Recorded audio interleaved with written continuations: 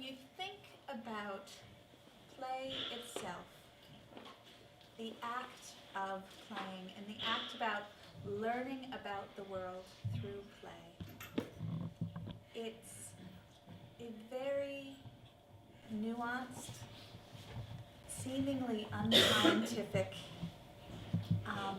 but fascinating thing to watch. And if you speak to parents of young children or educators of young children, or if you think back about your own child who might be at home, and you just do a little summary of what are they doing all day, right? What are they doing all day? They're exploring the world through play. Something as simple as saying, go get your shoes. Rarely, if ever, will a small person go to the shelf and get their shoes and bring them back and say, here are my shoes, I'm ready to put them on now. Rarely. What they'll do is, in their imagination, they will find a way to get themselves to the shoe rack, possibly find their shoes. One shoe might become a spaceship or something else, or the carrier or container or carriage for the animal that they happen to be holding all the time anyway, and instead of just coming back to you, it will come back in some sort of scenario.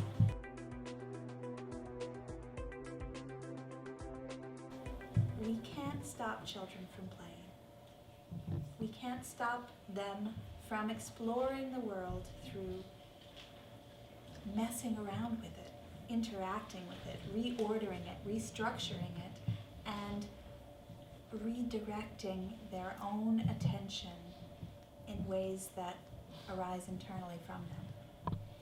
So learning that takes that into account is going to be a very powerful and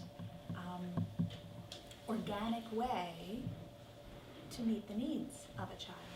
And this isn't just young children, right? It's not just 3-year-olds that need to play, or 4, or 5.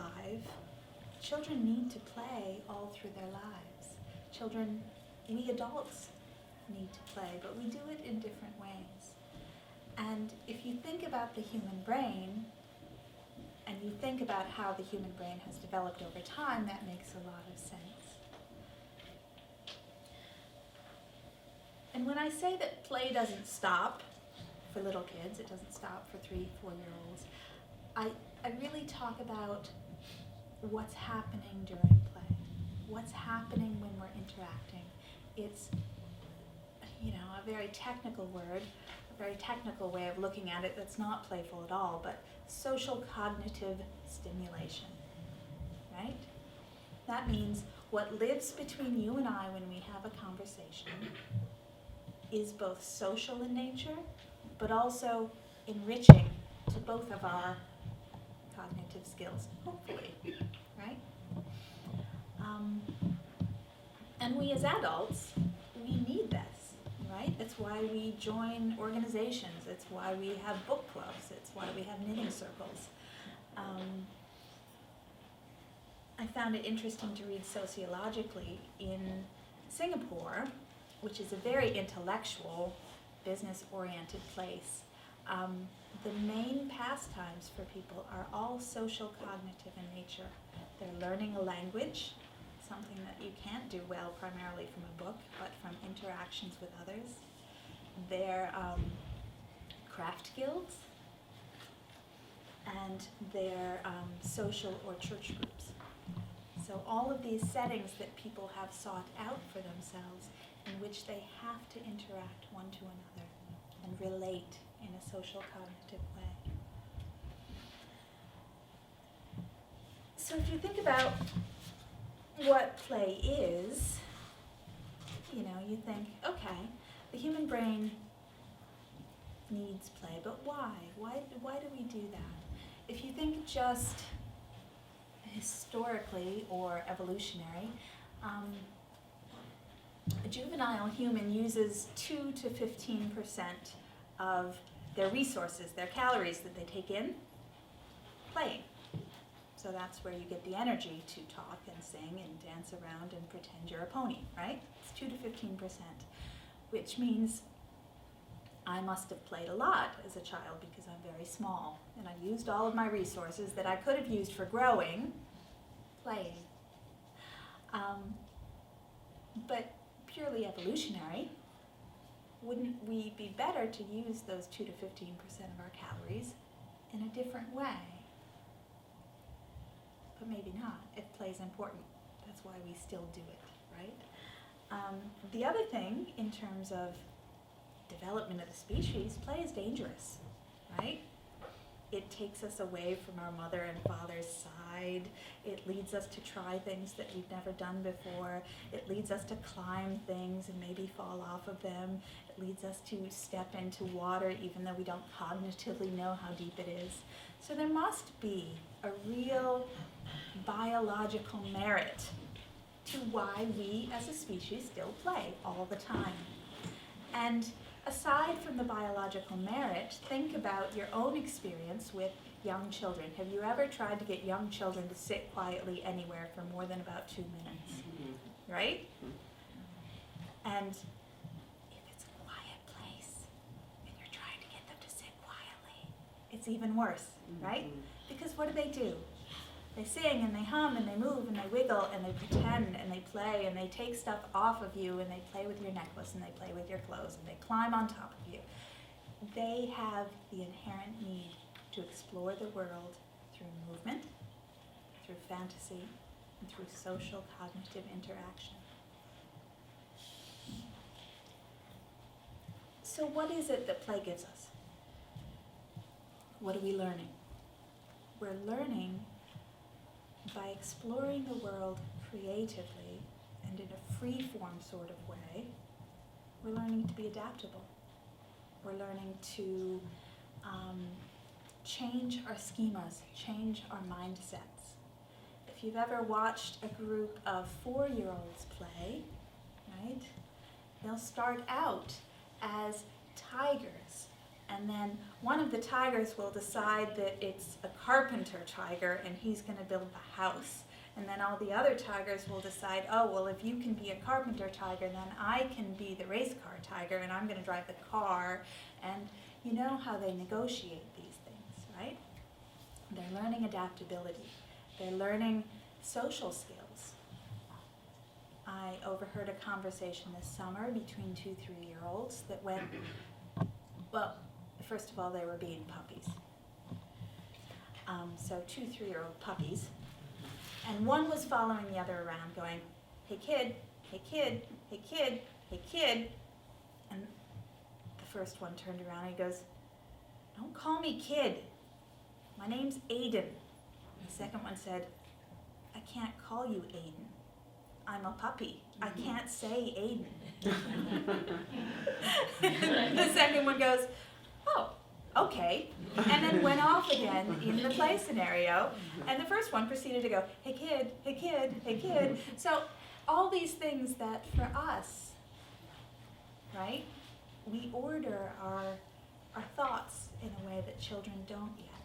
But what they're doing, if we allow them the freedom to play, is they're working on those social conventions. They're working on communication skills. They're working on inquiry about the world, right? So if a well-meaning adult had come and said, you should always call Aiden Aiden because that's his name, right? That would have taken away that social moment of justifying myself. It made total sense to the two of them that a puppy can't say Aiden, but a puppy can say kid, right? And that might not make sense for us, but in that moment, that's not what mattered.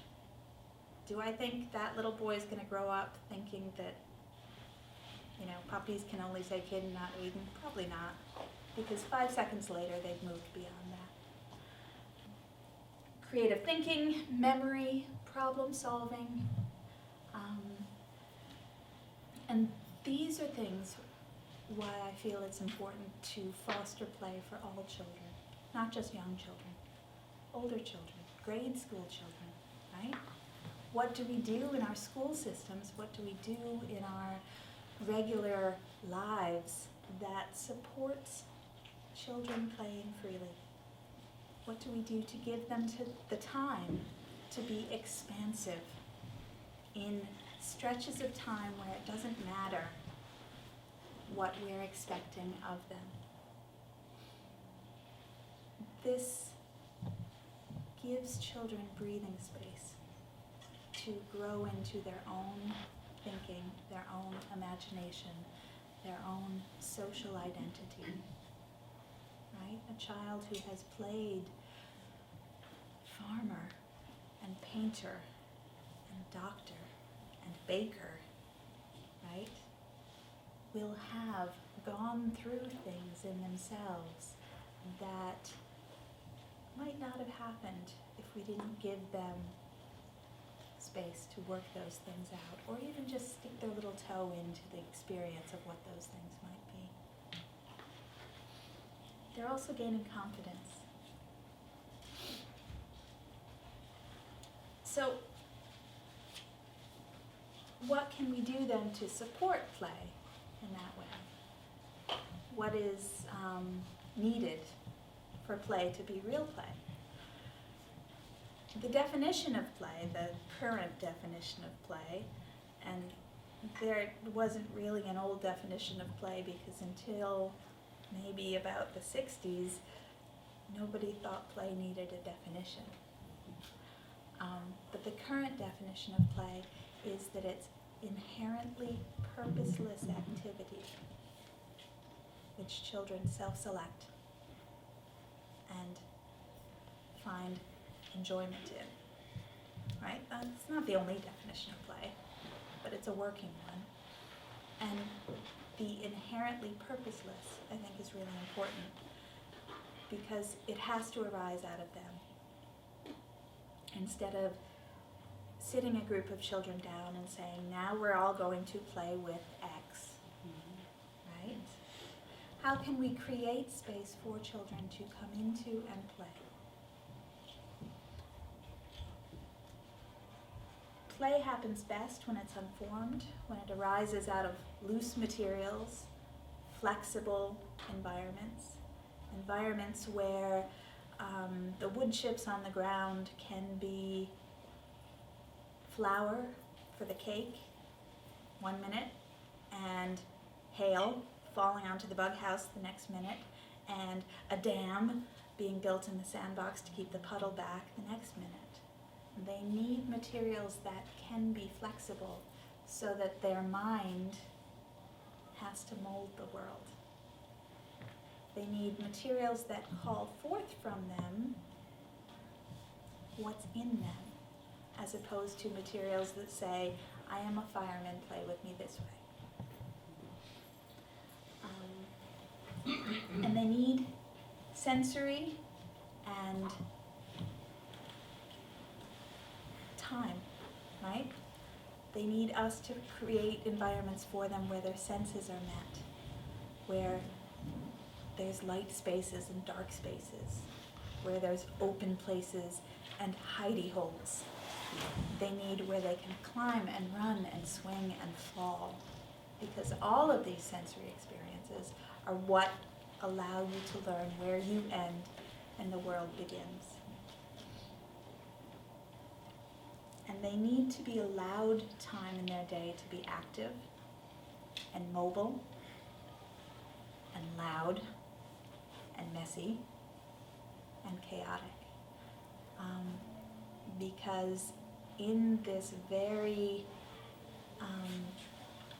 act of going from total chaos, loudness, free form creativity to quiet stillness and order, in this act of being totally outwardly social and then totally reflective for just a little moment, that's where children are allowed to feel their limits and find themselves.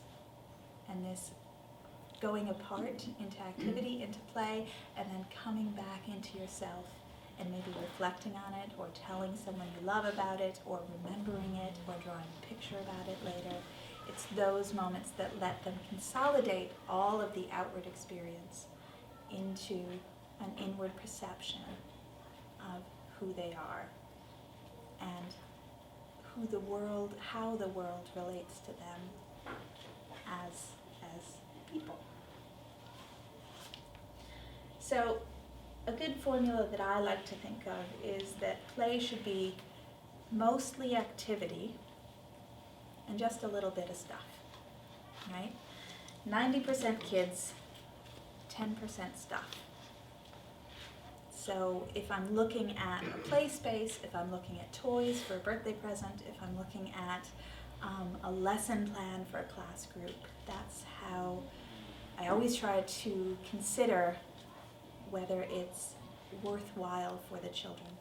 Is it mostly active learning? Is it mostly social, interactive, creative, play-based stuff going on there? And just a little bit of stuff, formed content, exposition, toys, right? It should always be, in my estimation, weighted down on the